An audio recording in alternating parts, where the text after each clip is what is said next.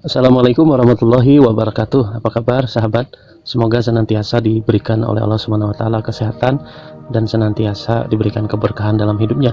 Jangan lupa sahabat ya, kasih subscribe, kemudian nyalakan notifikasi loncengnya dan kita berbagi kepada yang lain. Oke, kita akan membahas mengenai dimensi rezeki. Pertama, kita akan membahas tentang hakikat Allah sebagai pencipta dan menentukan kadarnya.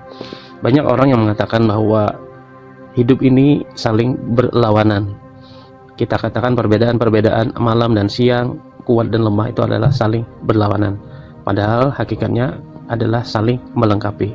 Sesungguhnya siang menyempurnakan malam, malam menyempurnakan siang. Sebagaimana di surah Al-Qasas, seperti yang dikatakan, terangkanlah kepadaku jika Allah menjadikan untukmu malam itu terus-menerus sampai hari kiamat, siapakah Tuhan selain Allah yang akan mendatangkan sinar terang kepadamu? Maka apakah kamu tidak mendengar? Jadi sudah jelas bahwa saling menyempurnakan. Kita membutuhkan siang untuk bergerak, malam untuk istirahat. Laki-laki dan perempuan pun saling melengkapi. Jadi salah besar orang meyakini bahwa laki-laki dan perempuan itu adalah dikatakan setara, padahal hakikatnya adalah memiliki karakter dan tugasnya masing-masing untuk melengkapi satu sama lain. Allah telah menciptakan dua hal yang saling melengkapi dan kehidupan ini tidak akan dapat berlangsung tanpa ada keduanya. Orang yang tidak tidur selama 2 atau 3 hari, dia harus tidur selama 2 atau 3 hari untuk melanjutkan aktivitasnya. Ini adalah keseimbangan. Laki-laki dan perempuan layaknya malam dan siang yang saling membutuhkan dan saling melengkapi satu sama lain. Maka tidak selayaknya keduanya dijadikan dua hal yang bertentangan, tapi lihatlah kesempurnaan yang terlahir dari keduanya, yaitu setiap dari keduanya memiliki peran masing-masing di dalam kehidupan ini.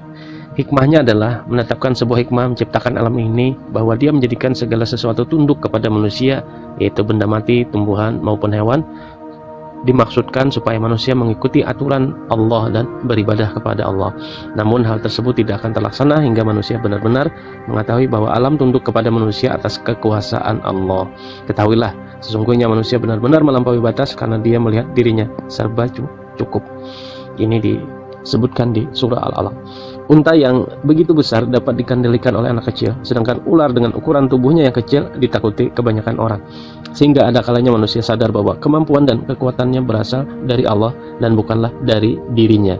Oleh karenanya Allah menciptakan manusia dalam keadaan lemah, tidak mampu berbuat apapun, supaya dia dapat melihat dengan jelas bahwa kekuatannya adalah atas izin dan pemberian Allah. Jika tidak demikian, maka tidak akan ada orang yang lemah di alam ini. Ketika seorang yang kuat memahami bahwa kekuatannya adalah pemberian Allah, dia akan menyadari bahwa kapanpun kekuatannya itu bisa diambil darinya, sehingga dia akan lemah. Orang lemah, buta, dan lumpuh semuanya ada di dunia ini. Dengan demikian mereka yang sehat dan kuat dapat memahami bahwa kekuatan dan kesehatannya hanyalah dari Allah. Pergerakan alam, hikmahnya adalah ditetapkan bahwa Zat Sang Maha Pemberi membagi rezeki kepada kita semua supaya alam ini bergerak. Jika kita semua kaya, siapa yang akan menyapu jalanan? Siapa yang akan membersihkan selokan atau menjadi seorang tukang? Apabila kita semua memiliki harta yang melimpah, tidak akan sudi seorang pun untuk mengerjakan itu semua. Kan tetapi Allah mengaitkan pekerjaan dengan rezeki, yaitu ketika kita bekerja, maka kita akan mendapatkan rezeki untuk menafkahi keluarga kita. Hari-hari terus bergulir di antara manusia. Setiap orang memiliki kebahagiaan dan kesedihannya. Bekerja merupakan sarana untuk mendapatkan harta. Dengan bekerja, seorang akan memiliki harta yang melimpah, rumah megah, mobil mewah, dan lain-lain. Kehidupan ini membutuhkan dan memberikan kontribusi untuk orang-orang yang lain. Karena tadi kita saling melengkapi, tidak mungkin satu orang memiliki semua kemampuan tersebut. Maka dari itu semuanya saling melengkapi, dan terkait dengan rezeki itu serta tuntutan hidup, diberikanlah pintu yang dibuat oleh seorang tukang kayu misalnya untuk membuat sebagus mungkin dan lain-lain. Yang kedua adalah keimanan. Manusia harus mengetahui bahwa dia bukanlah pemilik hakiki alam semesta ini, tetapi dia diberikan wewenang sementara untuk mengelola bumi ini. Kerusakan alam timbul jika seseorang menganggap dirinya sebagai pemilik hakiki alam ini. Hendaknya Anda tidak memahami bahwa si pemberi lebih baik daripada si penerima. Akan tetapi keduanya adalah setara. Keimanan itu terdiri dari dua bagian, yaitu syukur dan sabar. Ketika kita mendapatkan kenikmatan, hendaklah bersyukur, dan ketika kita mendapat ujian, hendaklah kita bersabar. Begitu juga si miskin, kita harus mengambil rasa syukur dan sabar. Ketika dia bersabar atas keadaannya dan bersyukur kepada Allah, mendapatkan harta sedekah dari seorang yang kaya misalnya, maka disitulah kunci syukur dan sabarnya di level masing-masing. Orang yang tidak mampu bekerja, hendaknya jangan bersedih, karena Allah telah memberinya rezeki tanpa harus dia bersusah payah. Anda akan mendapatkan zakat oleh si kaya misalnya. Jadi tetaplah memberikan rasa syukur dan bersabar di setiap kejadian.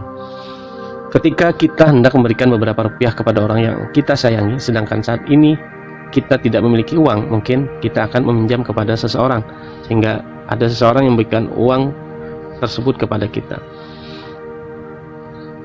Padahal hakikatnya, siapakah yang mau memberi pinjaman kepada Allah, pinjaman yang baik, mendapatkan hartanya di jalan Allah, maka Allah akan melipat gandakan pembayaran kepadanya. Jadi kita renungi bersama dari ayat tersebut, bukankah harta itu hakikatnya milik Allah? Artinya Allah begitu menghargai kerja keras manusia. Allah yang memberikan seseorang harta dan Allah meminta kepadanya untuk memberikan sebagian hartanya kepada saudaranya yang membutuhkan. Seorang ayah misalnya meminjamkan uang kepada anaknya. Sang ayah menyimpan uang tersebut di tabungan mereka. Kemudian ketika sang ayah mengalami kesulitan ekonomi, dia meminta izin kepada anaknya untuk mengambil uang yang ada di tabungan mereka.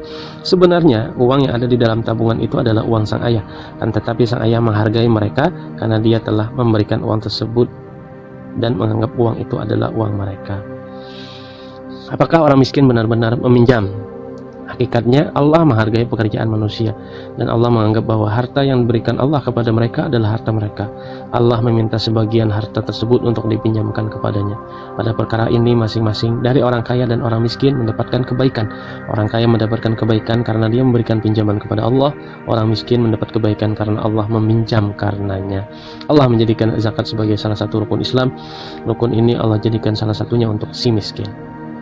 Ketika si kaya memberikan sebagian hartanya untuk si miskin, artinya dia tidak membutuhkan bagian tersebut. Allah pun tidak membutuhkan alam semesta dan seisinya. Maka seakan Allah memberikan sebagian sifatnya kepada si kaya. Harta bukanlah barang yang bisa memberikan manfaat langsung kepada manusia. Misalnya ada seorang kaya yang memiliki emas, suatu ketika dia berada di sebuah padang pasir, di sana dia tidak perlu emas tersebut, melainkan dia memerlukan mendapatkan sepotong roti dan pun seteguk air. Maka dari itu harta bukanlah tujuan, tetapi hanyalah sarana. Ketika si kaya menahan hartanya dari si miskin, seakan dia telah menjadikan harta tersebut sebagai tujuan, sehingga tidak akan bermanfaat sama sekali baginya. Seperti seorang yang memiliki emas tidak memiliki sepotong roti yang sedang kelaparan di padang gersang. Tentunya Anda membelanjakan harta untuk sesuatu yang bermanfaat bagi Anda. Dengan demikian, Anda wajib membelanjakannya pada sesuatu yang memberikan manfaat yang sempurna bagi Anda, yaitu keridhaan Allah dan pahala dari Allah.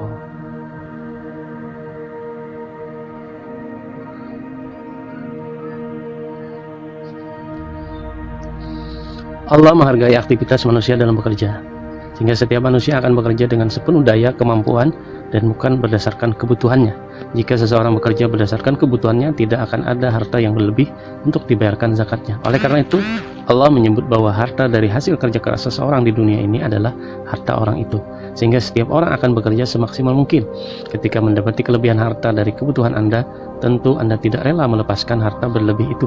Pada waktu yang bersamaan, Anda juga ingin membelanjakannya untuk hal yang bermanfaat di akhirat kelak. Jadi, untuk kebaikan akhirat, Anda membutuhkan harta berlebih supaya Anda dapat bersedekah.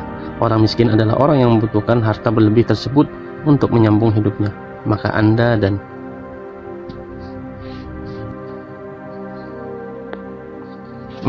orang miskin sama-sama saling membutuhkan satu sama lain. Namun Allah mengasihi orang bekerja, sehingga dia tidak mendapatkan bagian yang lebih besar daripada hak yang harus dia berikan kepada si miskin. Ketika seorang mendapatkan harta karun misalnya, zakatnya 20%. Untuk hasil pertanian Allah menetapkan zakatnya 10%. Sedangkan hasil dari pekerjaan harian seperti berdagang, maka Allah menetapkan zakatnya sebesar 2,5%. Jika kita perhatikan, semakin banyak daya yang kita kerahkan untuk beraktivitas, mendapatkan harta dan zakatnya lebih sedikit, dan sebaliknya.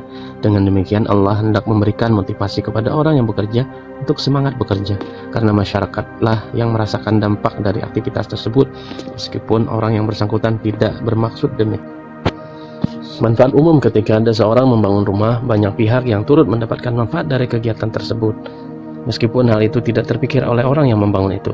Sebagian orang yang yakin bahwa pekerjaanlah satu-satunya yang mendatangkan harta dan melupakan bahwa Allah lah yang melimpahkannya untuk mereka. Oleh karenanya, sebagai permisalan, datanglah musibah menghancurkan tanaman yang sudah sekian lama ditanam dirawat oleh petani dengan susah payah. Musibah itu terjadi semata-mata karena kehendak Allah dan bukan karena ada sebab. Ketika Allah menghendaki lenyapnya hasil pertanian di suatu tempat, Allah melimpahkan hasil pertanian di daerah lainnya. Misalnya, ketika hasil gandum di satu daerah mengalami kerusakan, Allah melimpahkan hasil gandum di daerah lainnya, sehingga daerah yang tidak menghasilkan membeli dari daerah yang hasilnya melimpah, atau daerah yang hasilnya melimpah memberikan bantuan kepada daerah yang mengalami kerusakan hasil pertaniannya. Dengan demikian terjagalah keseimbangan hidup. Itulah luar biasanya Allah, membebaskan diri dari kelalaian. Allah adalah pencipta jiwa manusia dan Dia mengetahui segala yang ada di dalam jiwa mereka. Allah juga mengetahui ketika hati seorang kaya tergerak untuk mengeluarkan sebagian hartanya kepada seorang yang lemah. Kita hidup di alam yang selalu berubah. Sangat mungkin seseorang yang hari ini kuat akan menjadi lemah pada esok hari. Oleh karena itu, keadaan lemah itu menjadi sebuah kegelisahan di dalam jiwa seseorang yang kuat dan mengingatkannya kepada kenikmatan Allah yang dilimpahkan kepadanya, sehingga orang yang mampu tergerak memberikan sebagian hartanya dengan ikhlas dan ridha karena khawatir jika dia berada dalam keadaan lemah. Ambillah zakat dari sebagian harta mereka, dengan zakat itu kamu membersihkan dan mensucikan mereka.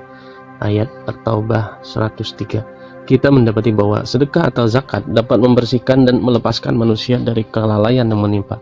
Allah menetapkan bahwa zakat adalah sebagian harta yang dikeluarkan si kaya kepada si fakir. Meskipun harta si kaya terlihat berkurang, tetapi pada hakikatnya zakat itu berkembang dan terus tumbuh. Untuk memahaminya, kita ambil sebuah perumpamaan. Apabila Anda sedang memiliki harta untuk selamanya, ingatlah bahwa seberapapun panjangnya usia seseorang, pasti akan ada habisnya. Maka ketika Anda wafat, semua harta tersebut akan Anda tinggalkan dan tidak lagi bermanfaat bagi Anda. Sedangkan harta yang Anda sedekahkan akan tetap menemani Anda di akhirat dan tidak akan pernah meninggalkan Anda selamanya. Tidak sampai di situ, Allah pun juga melipat gandakan harta yang Anda sedekahkan tersebut. Rasulullah bersabda, anak Adam berkata, hartaku, hartaku. Ada yang menjawabnya, wahai anak Adam, tidaklah hartamu kecuali apa yang engkau makan lalu engkau habiskan, apa yang engkau kenakan lalu engkau usangkan, dan apa yang engkau sedekahkan lalu engkau sisakan untuk dirimu di hari pembalasan. Cinta harta.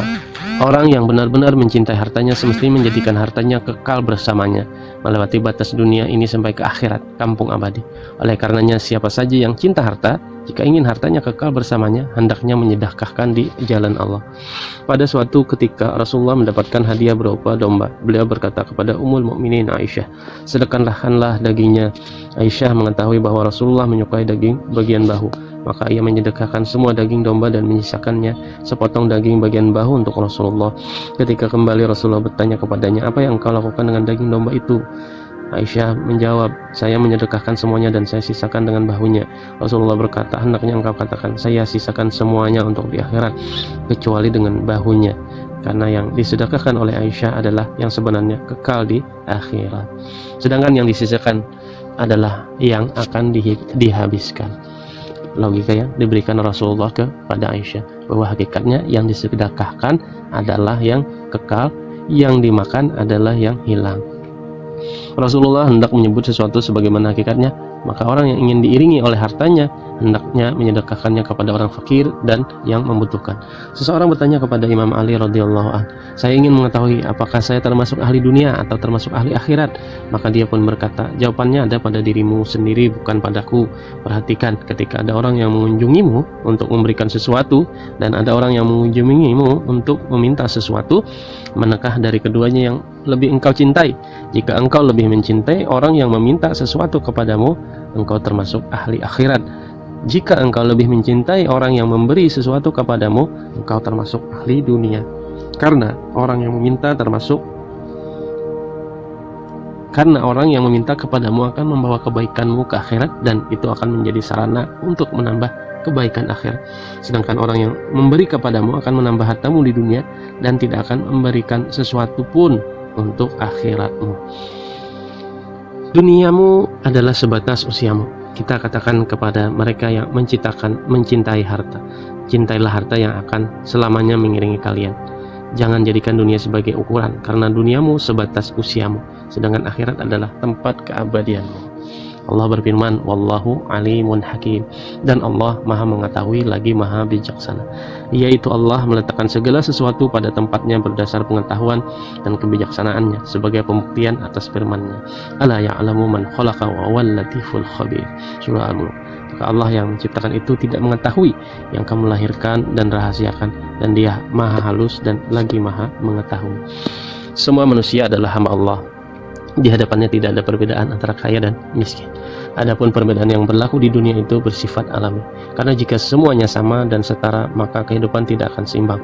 Misalnya jika kita semua adalah dokter, insinyur, ataupun hakim, dengan demikian kemampuan dibagi-bagi sesuai dengan tuntutan hidup.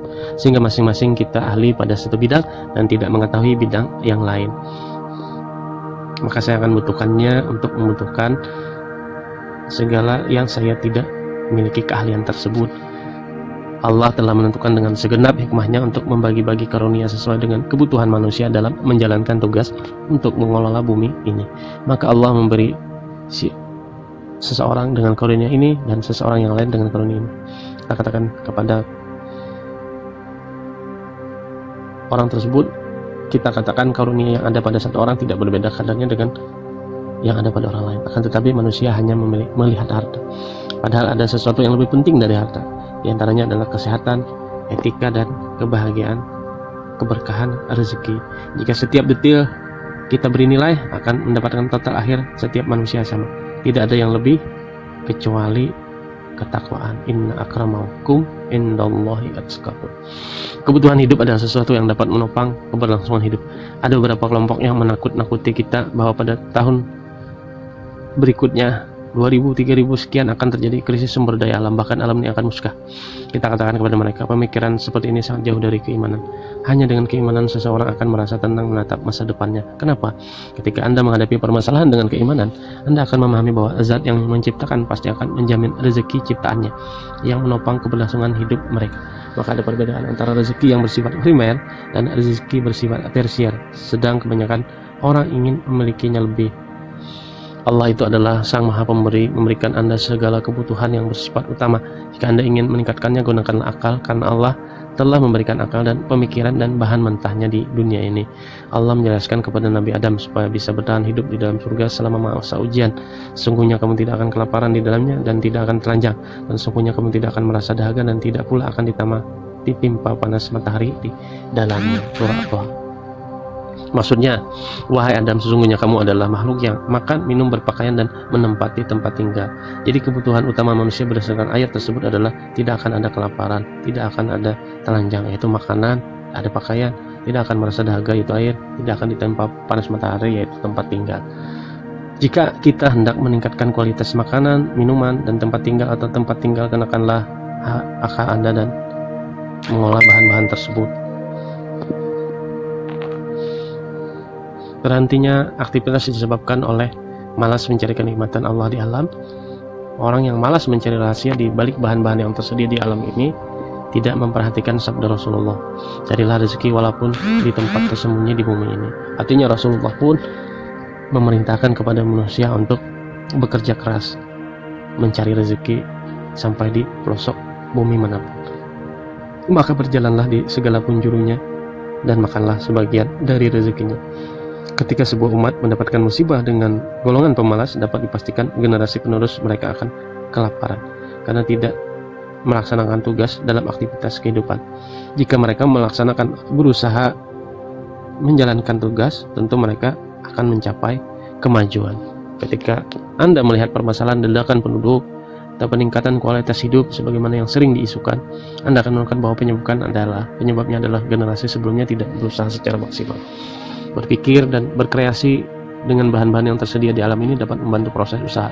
Sebelumnya manusia bekerja dengan menggunakan tenaganya, kemudian dengan proses berpikir mereka menemukan alat yang membantu aktivitas. Jika seseorang merasa gelisah karena kelaparan atau kebutuhan hidupnya, ketahuilah bahwa ada sesuatu yang mengganggu jiwanya, yaitu dia terpedaya dengan aktivitas mencari rezeki untuk dirinya sendiri dan lalai mempersiapkan rezeki untuk generasi setelahnya. Misalnya seorang yang sudah berumur menanam pohon kurma. Anda mungkin berpikir bahwa dia tidak akan makan buah dari pohon kurma yang ditanamnya, namun dia menggunakan sisa kemampuannya untuk memberikan kebaikan kepada generasi setelahnya. Andai saja manusia hanya menanam apa yang dimakannya, tentu tidak akan ada yang sudi menanam tumbuhan yang lama berbuah, sehingga kita tidak akan pernah merasakan buah tersebut. Dengan demikian, aktivitas kehidupan harus menjadi aktivitas yang berkesinambungan dari generasi ke generasi. Sesungguhnya, patutkah kamu kafir kepada yang menciptakan bumi dalam 2 masa dan kamu adakan sekutu baginya? Yang bersifat demikian itu adalah Tuhan Allah SWT semesta alam, dan dia menciptakan di bumi itu gunung-gunung yang kokoh di atasnya, dia berkahinya dan menentukan padanya kadar makanan penghuninya dalam 4 masa. Jadi sebenarnya bermacam jenis makanan itu ada di alam ini, namun keberadaannya bukan aktual, melainkan keberadaan secara potensial. Maksudnya adalah unsur yang membuatnya aktual sudah tersedia. Jika Anda ingin mewujudkan makanan-makanan tersebut, gunakanlah akal dan kemampuan. Contohnya, setiap bulan seorang suami memberikan persediaan makanan kepada istrinya berupa mentega, beras, dan lain-lain. Apakah istri cukup menyuguhkan bahan tersebut apa adanya? Haruslah mengolahnya. Begitulah keadaannya bahan-bahan yang ada di alam, seperti persediaan makanan tersebut. Di alam ini terdapat bermacam unsur dan juga terdapat berbagai sarana kebaikan. Buktinya sekarang kita memikirkan perbaikan dunia, kenapa kita tidak memikirkannya pada masa lalu? Sekarang kita ingin melakukan perluasan perkebunan di padang pasir, pemanfaatan rumah kaca misalnya. Di manakah pemikiran seperti ini pada masa lalu? Ketika Anda tidak mendapatkan kesusahan, tentu Anda akan malas. Jika Anda saja tidak malas, tentu ada suatu kaum yang semangat bekerja menggapai kebaikan dari Allah. Namun ketika kemudian mereka pelit kepada yang lainnya, akan terjadi goncangan pada keseimbangan alam. Jadi rusaknya alam ini terjadi karena 2 hal. Pertama, karena malas mencari kenikmatan Allah.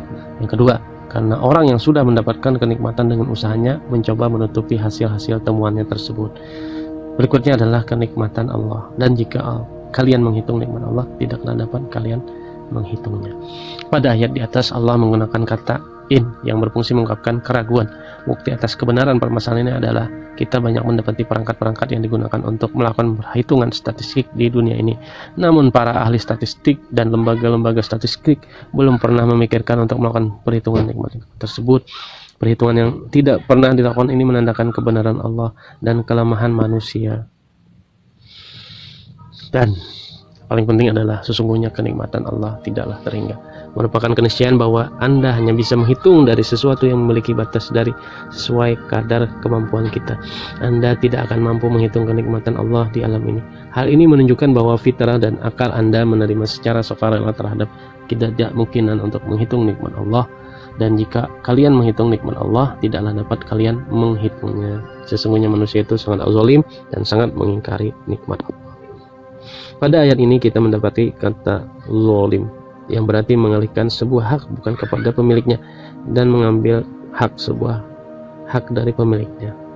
Kezaliman disebabkan oleh 2 hal: mengambil hak orang lain, memberikan seseorang tidak sesuai hak yang dimilikinya.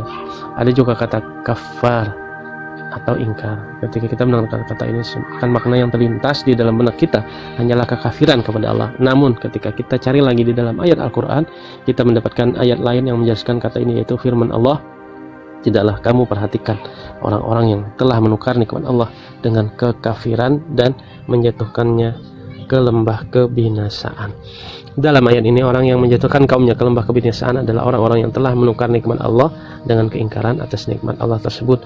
Apakah makna menukar nikmat Allah dengan keingkaran? Kata dasar al-kufar memiliki makna perihal menutupi. Menukar nikmat Allah dengan keingkaran bisa dimaknai dengan menutup nikmat Allah atau tidak mencari nikmat Allah di tempat-tempat tersembunyi di bumi ini. Hal ini dikarenakan karena kemalasan atau menyembunyikan hasil penemuan dari orang lain. Inilah kezaliman, yaitu kerusakan alam ini disebabkan 2 hal: malas, yang kedua beberapa dari mereka mampu mengungkap rahasia alam dan merahasiakan hasil temuan mereka. Baik, itulah pembahasan mengenai pentingnya menjaga keseimbangan alam dan pentingnya kita memahami bahwa apa yang kita dapatkan ini hakikatnya adalah harus kita sebarluaskan, kita bagi-bagikan hak orang lain, karena hak orang lain ada di tempat kita. Berikutnya kita akan bahas lagi apa itu rezeki